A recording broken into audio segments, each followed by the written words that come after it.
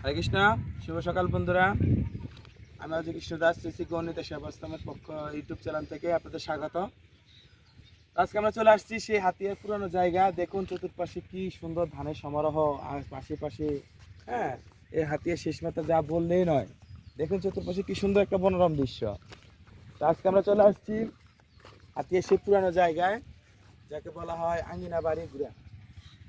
যে এক সময় গ্রামে ছিল প্রচুর হিন্দু সমারোহ, প্রচুর হিন্দুদের বসবাস।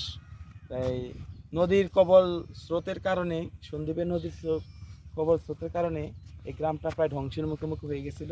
তা আসুন আপনাদের সেই গ্রামের হিস্টোরি বা বর্ণনা, এবং এই মন্দিরে এই এলাকায় একটি জাগ্রত জগন্নাথ দেবের মন্দির আছে, সেই মন্দিরটা আপনাদের দেখাবো এবং দর্শন করাবো, এবং এই মন্দিরের কি মাহাত্ম্য তা আপনাদের কাছে আজকে তুলে ধরবো। হরে কৃষ্ণ।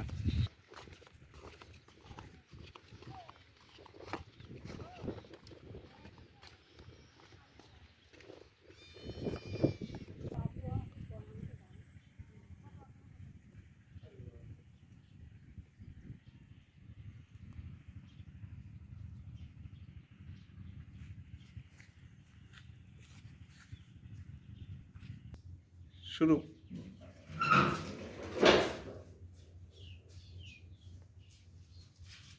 কি হইতাম